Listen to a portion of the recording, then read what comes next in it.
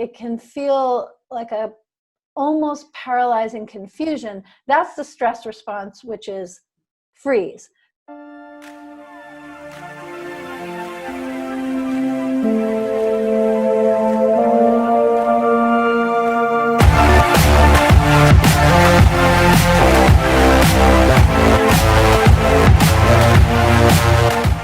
Hey guys, welcome to the Woman of Wealth and Worth Summit. I am so excited to have you here. My name is Val Nichols of Val Nichols Coaching, and I am so excited for our guest today. She is a breath of fresh air. So imagine this. 24 years ago, when she got married, she assumed that she would get divorced because it's all she knew. Fast forward to today, after raising 4 beautiful children and continuing to raise them right now during these new times, not to mention homeschooling them, and still maintaining that gorgeous relationship with her physician husband, if you can imagine that during these times. She's here to share her wisdom, her hope. She's an intimacy expert who, in my opinion, honestly, is not afraid to speak her truth, is not afraid to speak what she believes, and to pivot when necessary. She is a huge just icon. You guys will love her the moment you get to know her. Alexandra Stockwell, welcome. Thank you. I'm so glad to be here. So happy to connect. And I feel like in this time, the more clear I become about who I am, the more I encounter kindred spirits. I don't know if you read Anne of Green Gables as a little girl. I'm betting it's familiar to a lot of people watching, and she talks about how special it is, to find a kindred spirit. And I feel like I'm finding a lot of kindred spirits in this time where we are all called to go all in and really live in integrity, because it's the only way to get anything done. We have to manage our mindset during this time of the pandemic. I agree so much. And it's interesting because in this time, these new times we're in, it has been, I think for people like you and me who we have that common thread of like needing people. I believe that about you, that you're the outgoing type. And for those who are watching, like we've gotten the opportunity to shift and seek what we need to maintain our well-being in different ways, which is really interesting to me. I love that you say that. And since I know we're going to be talking about relationships, particularly romantic partnership, there's something nuanced in what you said. I'm having a big epiphany over here, because I really believe the essential foundation to a wonderful, passionate, really juicy relationship is growth. And I really think of the fantastic marriage as one which is a foundation for both people's personal growth. Mm-hmm. And I have so many stories to illustrate this. We really need to focus on our own growth in order to have a great relationship. We know that that's true in relation to ourselves in business also. And I think that one of the things which can feel elegant or really almost violent in the circumstances we're in now is that the way to succeed is with a growth mindset.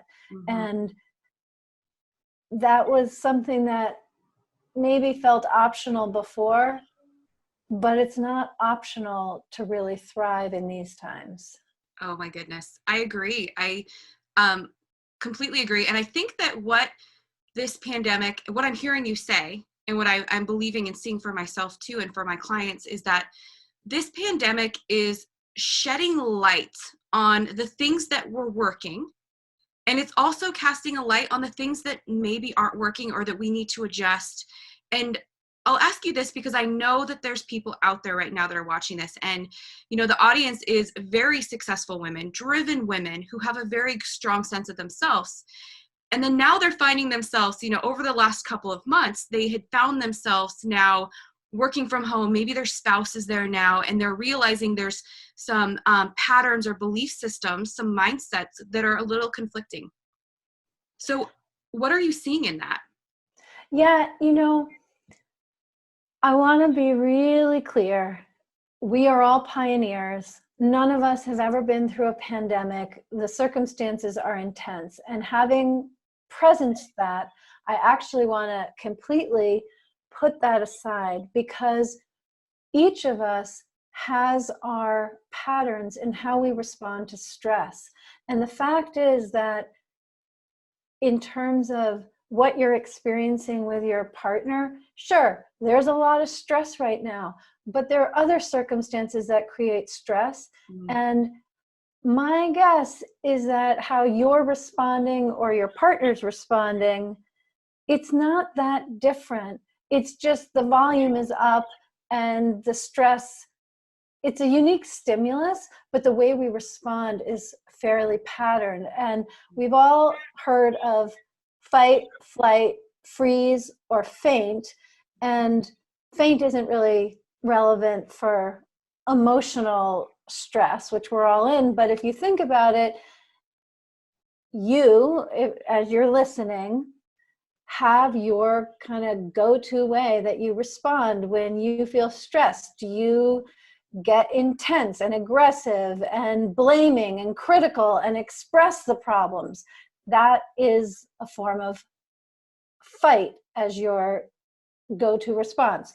Is it flight, which can mean when things get intense, you feel stressed, you either literally take off and leave the room, or you pull out your phone and check out, or you just internally contract. And so even though you're physically present and maybe even still in conversation, there's a part of you inside which is definitely no longer there.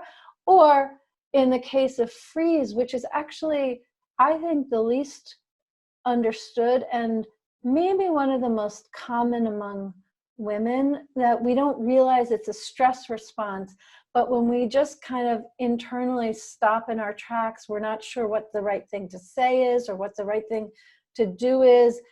Like, it can feel like a almost paralyzing confusion. That's the stress response, which is freeze. So my point in saying all of this is that what I see with couples right now is that the stress levels are high, and the patterned responses are going to be high if people haven't really done their work, or lower, or, they're going to vary. But the troubles that couples face, the external circumstances are unique, but I don't actually think the way it feels and the dynamic that's happening is so particularly unique, because we're still humans with the physiology and souls and personality and ways of being that we have had all along. Oh my goodness. I love that, because even though you put aside that question, like, it also, you answered it. Because I think what I'm hearing you say is that, this is a very unique time. We don't have a frame of reference in our human brain of thinking like, okay, when have we ever gone through this? So a lot of times what I'm seeing and what I'm hearing in the medical world is that, and let me know if this is true, it can trigger past responses. And however that is that we're doing it, what I'm hearing you say is, instead of being in your way of being like responsive and stress and all of that, it's like almost like have grace and have compassion and have patience with your partner, because they might be dealing with their own stuff. And then, so what's evident, what's happening in the world is that it's not a real situation. It's more of just a stress response. Yes. And when you get really, I'm saying this to you, Val, I'm saying this to me, and I'm saying this to anyone listening, when you know what your stress response is, that gives you a little bit of freedom. It's like coming up for air. When I just don't know what to do, I can get trapped in that. But if I can also have the presence of mind to think, oh, I'm having a stress response. What is it that's stressing me right now? Maybe it's the pandemic. Maybe it's the way my husband looked at me. Maybe it's that I thought of something I was supposed to do 3 weeks ago and I forgot. Like, what I'm really talking about is a way to get into the present moment. And if you know what your stress response is, your typical go-to, it's not that we're just one flavor, but our main one, and what our partner's main one is, then we can find more compassion, more understanding. Like, there's certain behaviors my husband does, which I don't enjoy, but I know when he's doing them, it doesn't mean that we're having trouble. It means that he's stressed and it's coming out in an automatic way. Now, if I'm stressed, it's harder to take it. But if I'm not stressed, I can just internally talk myself down. He must be really stressed. What are the things that he's glad for me to do when he's stressed? Now, in the case of my husband, he's glad for me to just give him his space. And it is easy for me to do that without resentment, without neediness, without wondering if I smell or I'm unattractive. Just give him his space. And he's going to be through that because that's his pattern. Everyone else's pattern is different. I love what you just said. And I hope that people are really hooking onto this idea. So I want to reiterate what you just said in the fact that, noticing patterns. And I think this is so important for all of us in our own self-awareness and relationship awareness, is that when there's certain patterns, when we really have the emotional intelligence of, or just the awareness, awareness of paying attention to patterns that, if my husband is, because I think this is a male-female thing, not to like stereotype, but what I notice is that men, when they're stressed or they don't want to talk about something, they'll kind of pull back. I know that my husband, when he's super stressed, he comes home, and I work from home. I'm very outgoing. He's not. He's a mechanical engineer, very science mind. I give him 20 minutes to sit down, take off his work boots, do what he needs to do before I even start talking to him, because otherwise I've learned he just goes, what? Like, you're asking me all these questions. So it's a pattern I've observed. So what I hear you saying is like, there may be patterns present in someone's behavior, either your own or your husband's, that doesn't necessarily mean it's a personal thing. Instead, having that awareness of a pattern and then realizing there's certain things that work or don't work. And, I know that there's a pattern of men want to pull back. They kind of want to go in their cave. I call it the cave. Like, oh, he's in his cave again. He doesn't want my feedback. He doesn't want, but then here's women. We're like, with our girlfriends, like, what's he doing? What's going on? I want to fix it. I want to fix. Because that can be our tendency to kind of chase after him when he's in his cave. And what I hear you saying that's just so juicy and beautiful and amazing is that, if that's his pattern and you realize that, give him his space. Yes. And I am just like grinning inside that you give your husband 20 minutes, because when my husband and I first got married 24 years ago, it was the same thing. And actually, soon after we got married, we had our first child within the first year, and I was in medical school, and just the way the academic year went, I ended up taking time off. And so I was at home and he was in the hospital all day seeing patients, and he'd come home and I just want to hear about it. I was so excited. Like that was my juice for the day. And again, we went through a whole process and we were clear. It was 30 minutes. I would look at the clock when he came in, and I just paced myself and pretended, at least emotionally, that he arrived home 30 minutes later. I love hearing you say that. And the thing I really want to emphasize, if you're watching and you are a competent, ambitious, successful, loving woman, you may hear this part of our conversation and conclude, okay, we have this pattern. I'm going to make this change so it's more successful. Mm-hmm. And of course, it's great to be sovereign and take responsibility and be independent. But I actually want to encourage you, if I've just described you, to instead collaborate with your partner. Mm-hmm. Because maybe you'll figure it out and come up with a solution. Like, I don't know if you and your husband talked, or you just automatically decided to do 20 minutes. But the risk of doing that and basically being the CEO and leader in our marriage in that way is that it can fundamentally have the flavor of a parent-child dynamic, even if it's for the good of your partner, it's for the good of the relationship. I really encourage you to approach it collaboratively and as a team. And the way to do that is not when he's just come home and needs his space, but at another time when you're relaxed, you're connected, and you say, you know, I like to share my experience because I think we could do something better in a way that would really be better for both of us.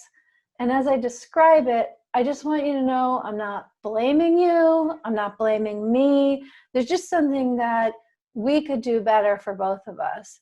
Because when you, we'll stick with this example, especially since we have it in common. You know, when you come home and you're unavailable, I feel like I'm overbearing. I feel rejected. I feel like I can't get it right. I feel confused, like, I love you so much. Why doesn't it feel like that in those moments after you get home? I've been looking forward to seeing you. And it's also tempting to infer what it's like for the partner. So I highly recommend actually asking, actually I would start with that. What's it like for you when you come home and those first 20 minutes? Like, is there anything you'd want to improve about that? And hear his opinion, which he may or may not feel safe sharing or even be aware of. It depends who he is and like what your relationship is right now. But you want to ask the question and then share your ideas, because if you come to it together and you're both aware, when you then the next day are quiet for those first 20 minutes, he's going to know that's you expressing your love. And you're going to know that's you expressing your love and that you're doing this together. It's not just you needing to fix a problem on your own. It's beautiful.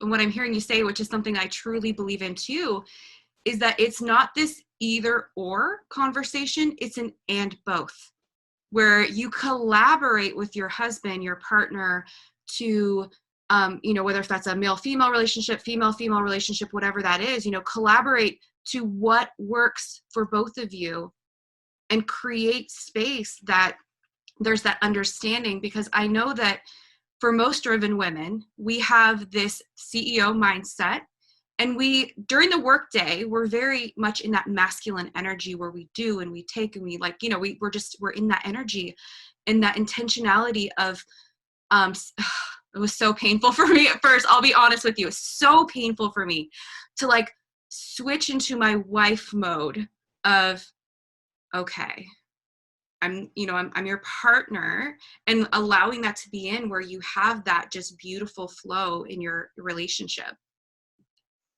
Yeah. And I don't think we actually want to be CEO in our relationships, mostly because if I'm the CEO in my marriage, well, what do I want to do? Give my husband the VP role, like the executive assistant? Like, I want us both to have really good roles. And there's one thing that I want to say, and I think anyone who's a super competent woman is going to know what I mean with this, that it's one thing to let go of the business attitude and the business thinking and like stop being a CEO, well, be a CEO in business, and then really be a softer, more responsive, receptive partner. That's great. But it can sound a little bit, or feel on some days, a little bit like split personality. And I want to talk about how to make that not either or, but both and. And one of the ways to do that is to learn to bring the energy from business, but not the behavioral patterns. So what do I mean by that? If you're an entrepreneur and you're listening, then probably you think about your business a lot. When things are challenging, it's like on your mind. When you make a big sale, you have a big launch, you have something really exciting happening with your client, like it's so exciting.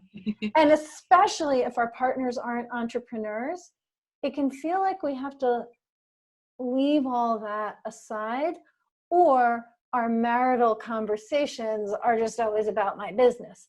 And neither one of those are satisfying. And so my suggestion, and this is something to play with, and it's not about getting it right the first time, but to really enjoy bringing that energy. So if I enroll a client and I'm so excited, it's taken a few months, and now it's something just really exciting, or I'm going to be interviewed on national television, like something that I'm just so excited about.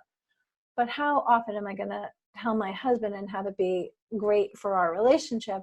I can take all of that energy and bring it into the bedroom, bring it into dancing in the living room. Like, I think it's so, so important as women that we give ourselves permissions not to compartmentalize in terms of the energy, so that we feel whole and harmonious and integrated, even if the topic of our conversation and the way that we speak to our husband isn't the same as we are at work. So to be even more specific, if I've had some big success, I don't have to dial down that energy to sit down to dinner. I can bring all of that energy and ask him about his day, or we can plan our next vacation if we're going to be going on vacations again sometime soon. Like, there are ways to, or really just start making out, like there are ways to bring that energy without bringing the business home. Because there are a lot of women who feel like, I'm successful in business and I just feel a lot less competent in relationship.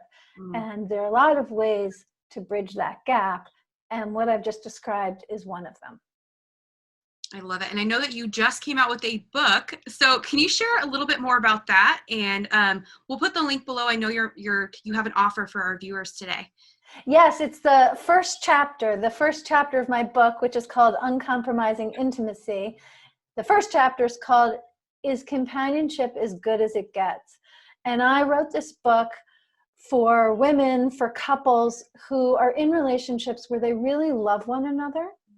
They want to stay together, but things are just not as fantastic as you wanted. And there's this I think actually the majority of the population, which is in long-term relationships, marriages, which are what I describe as conflict-free and passion-free.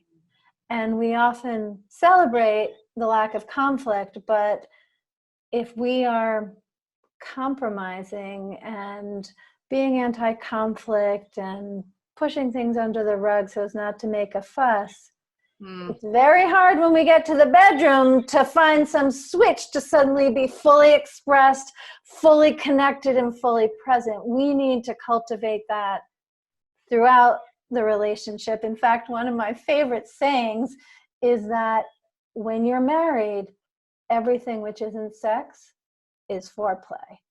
And being able to bring all of yourself in an uncompromising way to the relationship day to day is what creates the foundation for having that be true in the bedroom too. So that is my book, Uncompromising Intimacy. It's available on Kindle, paperback, and I recorded the Audible too. And the first chapter will describe for you the 4 main kinds of relationships so you can identify yours and see what is possible. I love that it's on Audible and it's your voice, because you have this calming about you and a way of explaining things that it's like, that makes so much sense. It's like that real heart-centered language of the heart that I think so many women are going to relate to. And for those of you who don't know Alexandra yet, like, go out there and find her. She talks about everything from how to have the power to improve your relationships, to how science leads to greater sex. She also has a recent podcast called What Do I Do with her daughter, What Should I Do with her daughter, Josephine, that is just so much fun watching your guys' energy. You're both just so beautiful. And she is currently homeschooling an 8-year-old and a 14-year-old, right? This woman is Wonder Woman. You are Wonder Woman. So I know that people are going to want to follow you. And guys, please go out and find her. So where do you hang out most? We'll put your links below, but where are you hanging out most? I hang out most on Facebook. And also, if you want to contact me, please, my website, very simple, alexandrastockwell.com. I love hearing from people. If there's anything that's resonated, tell me. I just love getting that feedback. And I'm on Instagram too, but I'm learning to be more hip with it. I don't always notice when I have a message. It sometimes takes me a day, but yeah, the main place, I mean, I'm on LinkedIn and so forth too, but the main places where I am are Facebook and Instagram. Thank you so much for joining us today and for adding such a depth to this conversation that I think a lot of women are really going to get a ton of value and a new idea or maybe a new perspective of how their relationships are. So thank you so much for joining us today. Thank you for having me. All right, guys, we will see you tomorrow for the next interview. Bye.